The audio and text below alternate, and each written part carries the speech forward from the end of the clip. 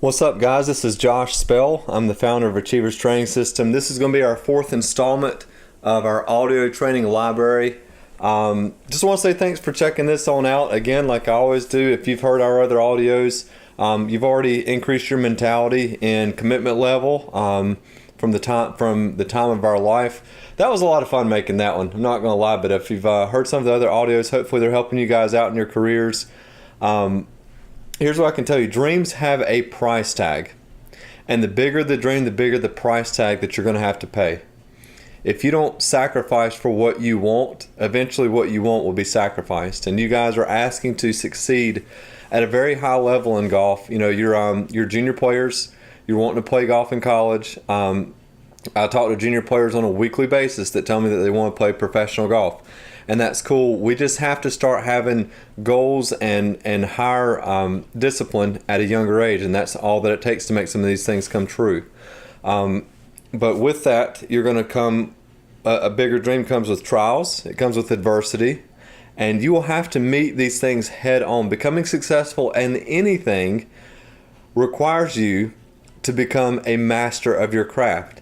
I think all of you listening to this already understand that you're going to need some discipline to achieve your dreams, okay? I know that you know that.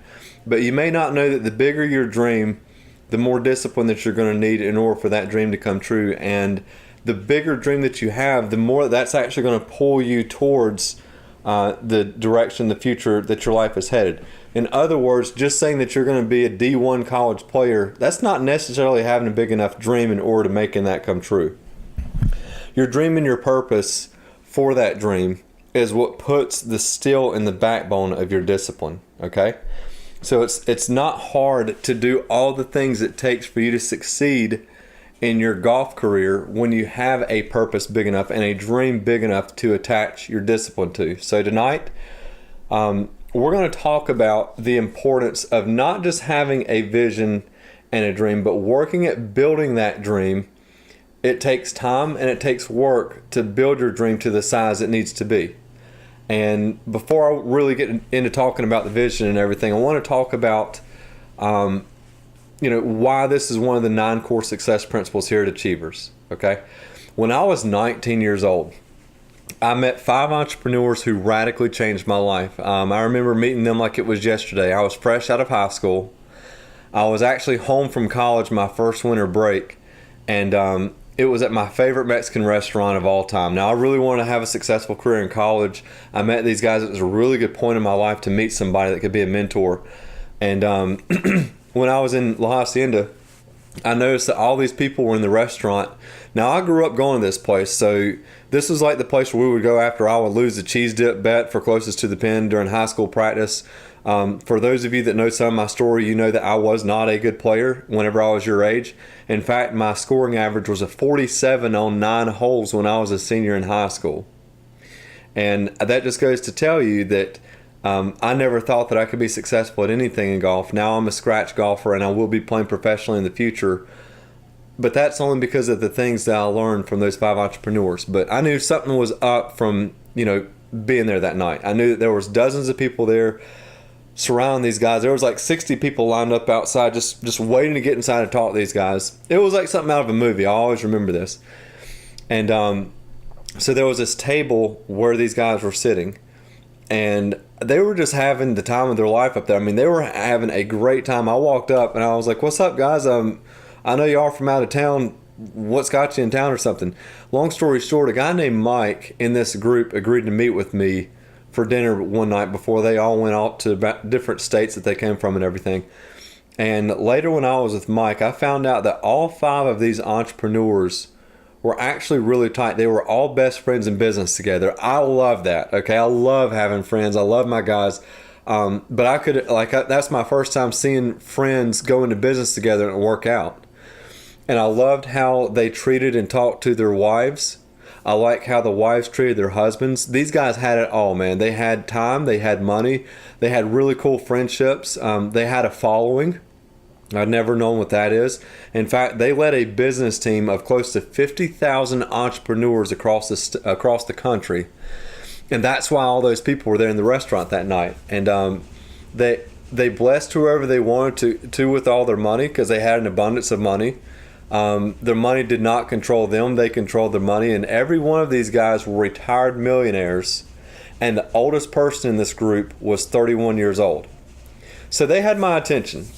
And I went out to dinner with Mike, and he said something that absolutely changed my life. Now, for those of you wondering where am I going with this and helping your golf career, I want you to pay close attention to this, because sometimes mental coaching and you needing, sometimes the thing that you think you need to move forward in golf is not the thing that you need the most. And we're going to be talking about having a vision tonight. We're not going to be talking about equipment. We're not going to be talking about swing instruction.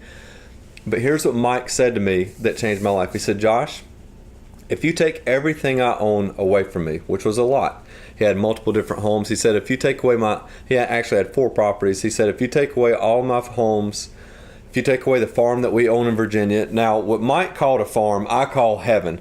It wasn't a bunch of dairy cows and cornfields, okay? He had this property up in Virginia, and it's like a guy's dream come true. It was like a guy's compound. It's 120 acres of open pines, access roads, small paths that we used to go dirt bike riding on. We raced four-wheelers up at this place. I mean, there's this beautiful 7-acre pond that we would all go fishing on. This is after I met him, of course, but we'd go up there, do target shooting, skeet shooting. One time we went up to their farm, and there was a paintball fundraiser. And when I got there, I was on a team of 10. Or there was 10 teams of 10. So there's 100 people playing paintball in this forest up in Virginia. And there was people coming in from Atlanta, from Georgia, and they were all making $100,000 a year in their day jobs, and then another $100,000 in their side jobs. A lot of people were there that didn't work a job because they were entrepreneurs. So we're up there on a Wednesday. There's like 150 people total at this place. It's a beautiful fall day. And so these guys, like, they know nothing about paintball. Like, I grew up in the country, thankfully, so I was finally in a setting where I knew what I was doing.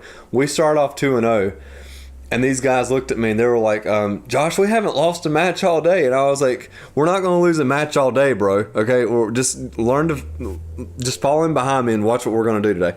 So we were lighting people up. We won the next game, and that got us a 4-wheeler. So the next thing you know, for the next match, I was riding through the pine forest on a 4-wheeler, shooting people in the mask in their face with a paintball gun. It was heaven. It was absolutely awesome. I can't wait to go back. We won everything that day. I really like to win, and we finished 9-0. But the purpose of the farm was for him to raise money. We would all give to a charity that Mike and Susan absolutely love to give money to, and then he would train some of the top performers there, like me and then the other guys, on how to succeed in business. I absolutely loved it.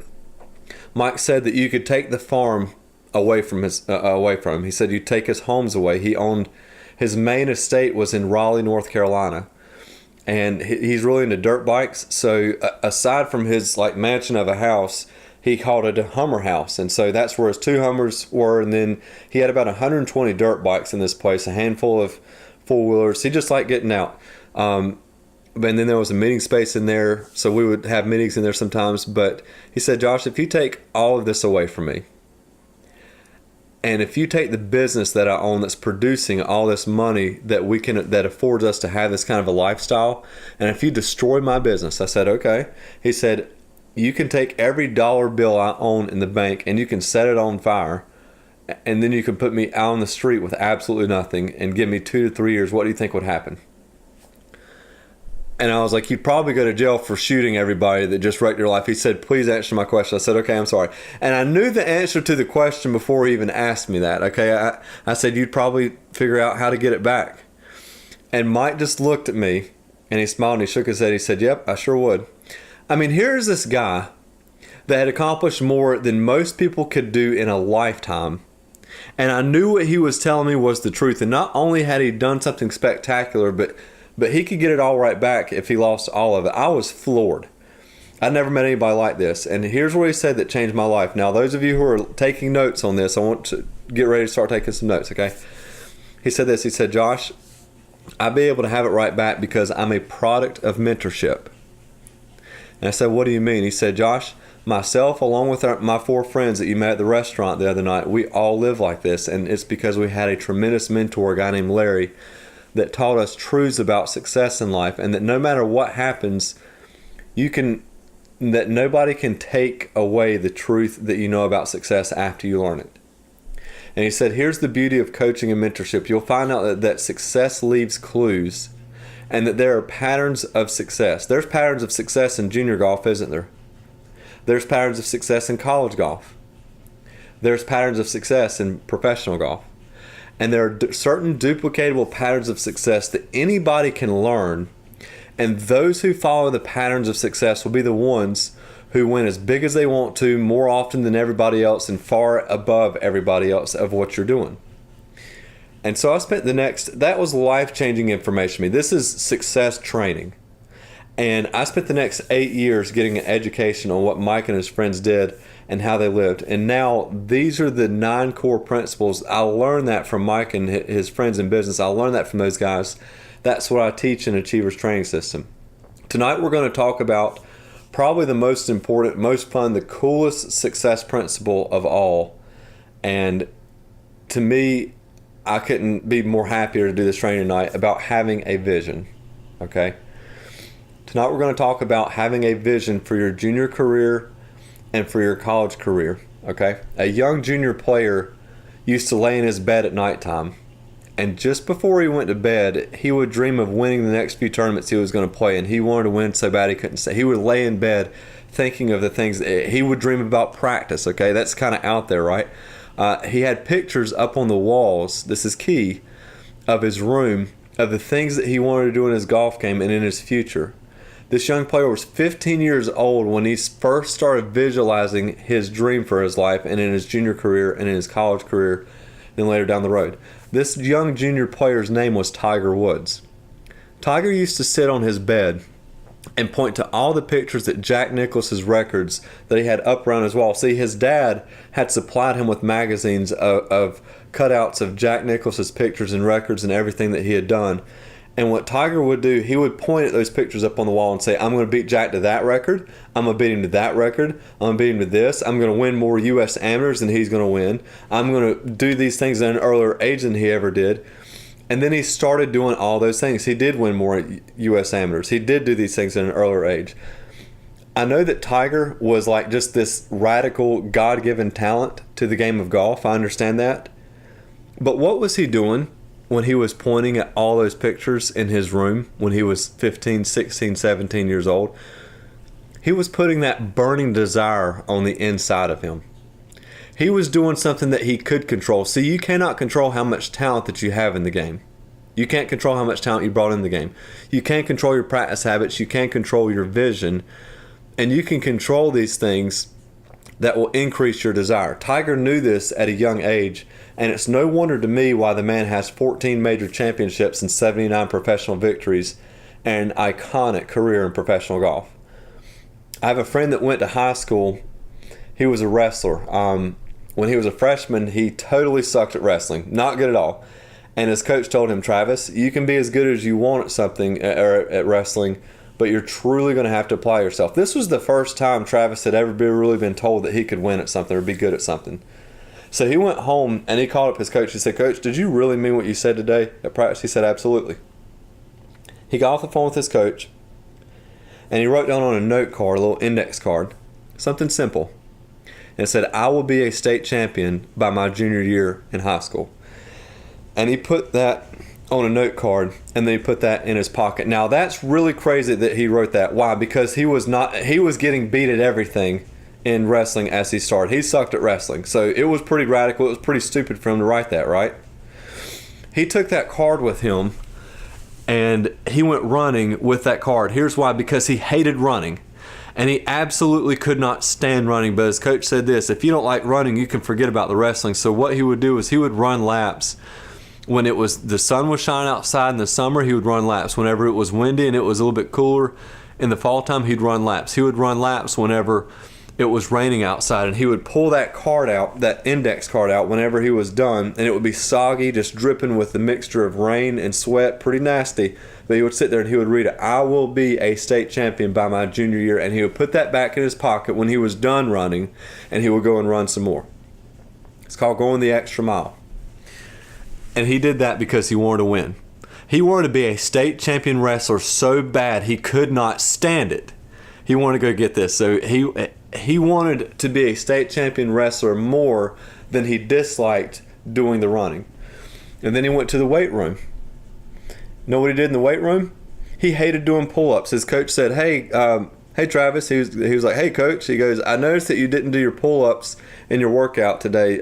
What's going on with that? He said, oh yeah, it's because I hate doing pull-ups. His coach was like, that's fine. I guess you hate to be the best, and I guess you don't want to be a state champion too. Know what Travis did? He went out and he got a bench, and he stood on top of a bench, and he engraved into the wall above that pull-up bar, I will be a state champion. And then he put a stinking date beside of it. And he carved a date into the side of the wall above that pull-up bar so he would do his pull-ups. So every time he was doing pull-ups, he would put that vision right back in front of his face. Hey guys, guess what happened to Travis when he was a junior in high school? He beat out the best players. He got the starting place on his team. You already know where this is headed.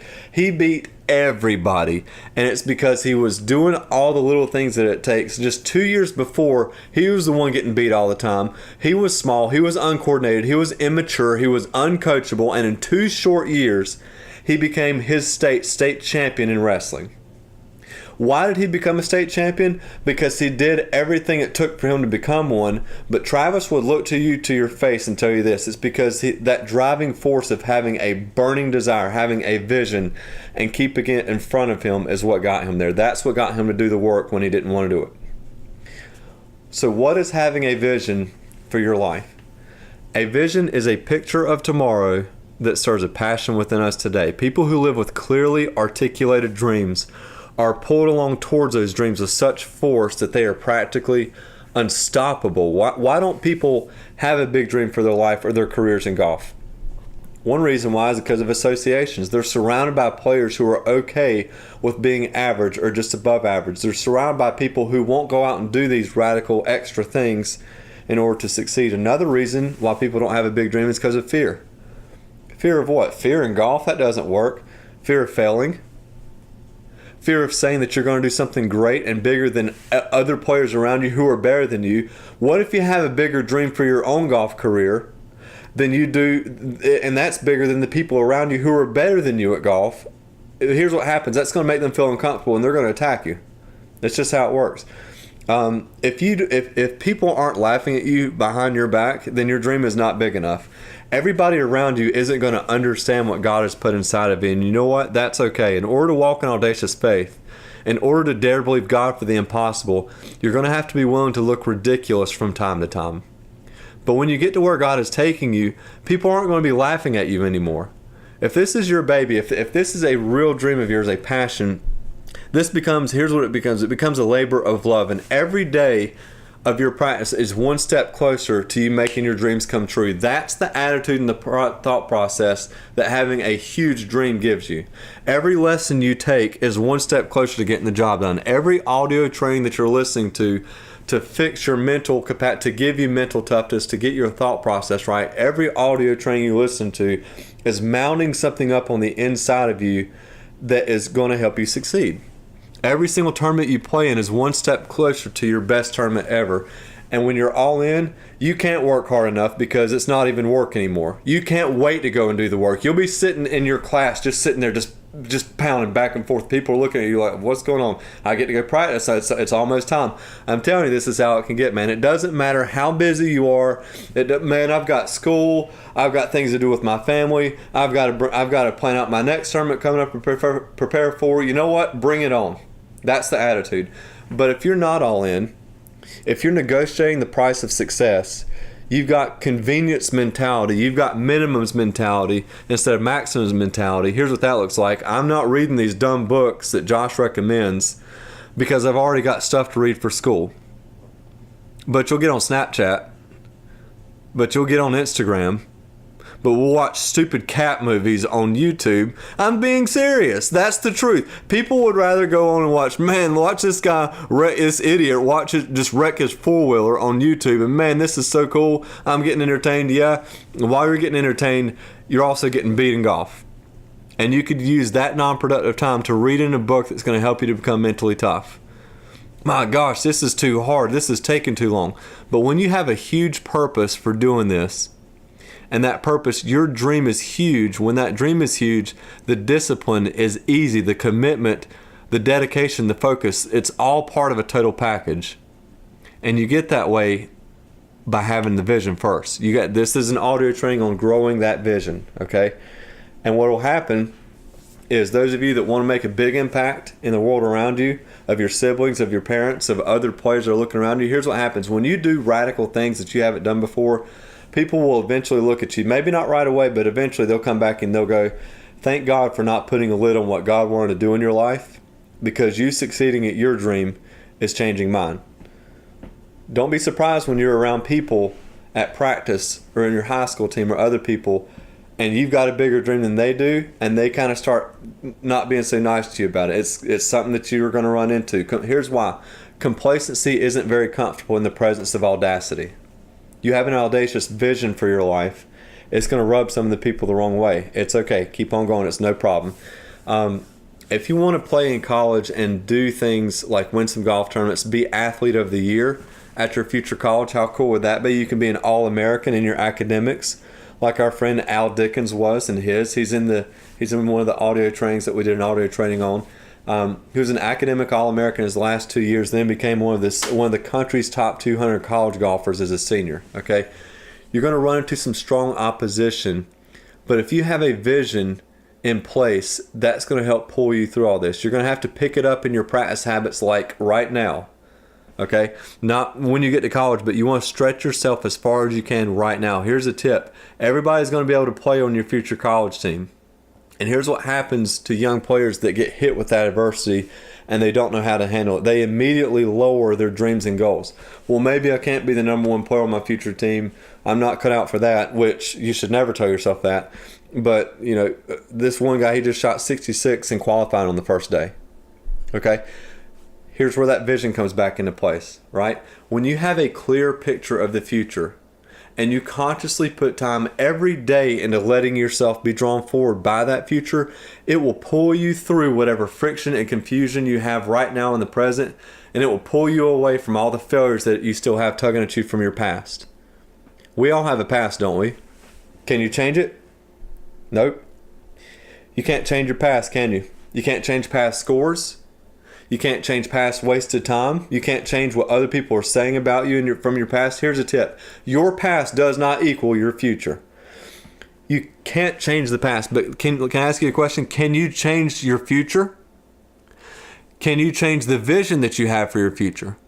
Can you do things right now and start making decisions that are going to directly impact your future? The answer is yes. So what would you rather be influenced by? Something that you cannot change that's in your past that's holding you back from your future?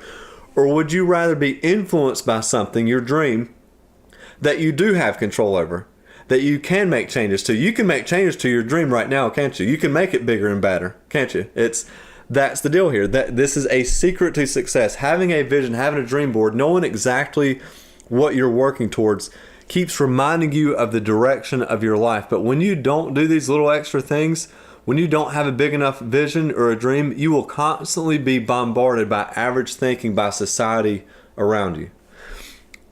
So here's what I'm trying to get at you, okay? Welcome to the beginning of the best vision you've ever had in your life. Now that you know the importance of having a real vision for your life, what are you going to do about it? How do you develop an effective vision for your junior and collegiate career? It depends on where you're at. So here's what we'll do. Maybe you're a little bit new to junior golf. Maybe you're just starting to play in the TYGA events, some of the TGF events. Maybe you've heard of the CGA majors and maybe just playing in one or two of them. You're starting to see the importance of having a consistent practice routine, 20, 30 hours a week, sometimes 40 hours a week. And you know that in order to really start making some noise in NC junior golf, you're going to need to start qualifying into bigger tournaments like the CGA majors, like individual tournaments, the Dogwood, the Joe Chavis, the Pinehurst North and South Junior Boys Championship. Hop online and start finding out these tournaments. And if you're brand new to this, start learning as much as you can about these tournaments. Because here's one way that you can build your vision. Google these tournaments and find photo galleries or find like scorecards, online scorecards, and start writing out scores that you want to shoot in these tournaments. Have pictures of these tournaments so that way it's in your mind. You can make a notebook of all the tournaments that you want to qualify in and play in this next year, or maybe just a couple of them, some of the bigger ones. And when you do that, make a list of these smaller tournaments and start writing out the scores that you want to shoot in these tournaments. I know enough about having a vision to know this. You go there in your mind before your body and career ever does. And the more that you think about these things, the more that you stoke that burning desire on the inside, the more that you'll want to do all the little extra things. Maybe you're already one of our top players in the state. Maybe you're in the top 75 on the NC Junior Boys rankings, and you're already qualifying in some of these events. Okay, you can and you should do the exact same thing. Now, you just get to do this at a higher level, don't you? What are some of the events that you haven't played in that are so big that they kind of scare you a little bit? Maybe it's a few AJGA events. Maybe you want to make a deep run in the U.S. Junior that you've never done before. Look these tournaments up and have something that you can put around your room, maybe in your car, maybe in your golf bag. Put up visuals of things that remind you that are going to radically inspire you and stretch you towards that dream. You've only got one life to live, one junior golf experience, right? You're playing a sport where literally anything can happen at any given time.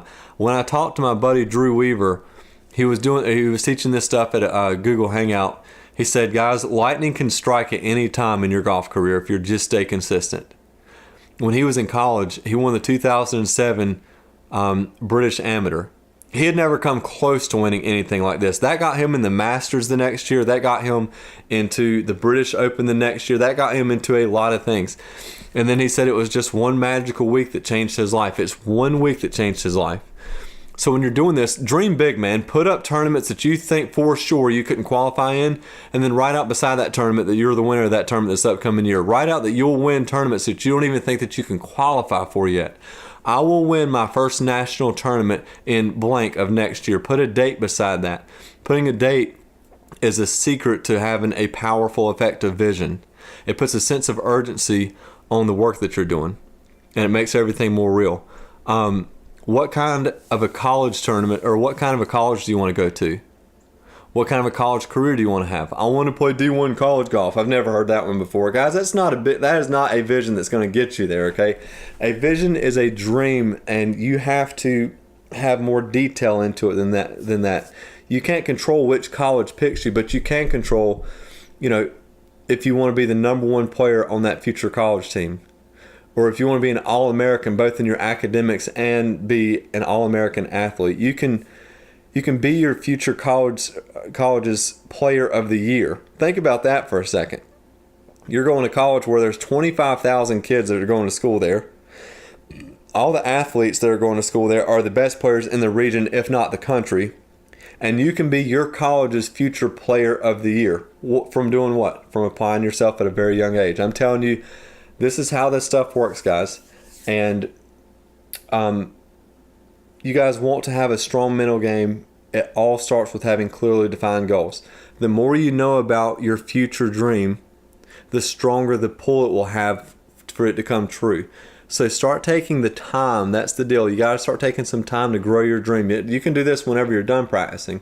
Not all the time, not every day. Don't do this instead of doing homework. Do this instead of hanging out on social media. Do this instead of hanging out on YouTube or wasting time in other places. It's okay to take time out of your schedule to call colleges and ask them, hey, what are the awards that you can win in a 4-year degree when I'm going to school there and I'm playing college golf? They'll be happy to tell you those things. And then when you find those answers, add them to your vision board.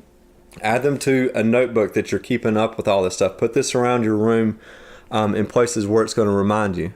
And then watch what happens to your golf game over the next 6 months. I've enjoyed my time with all of you tonight. Go build a dream so big that it scares you, and then work at that dream like it's impossible to fail. God bless you guys. Thanks for the time tonight.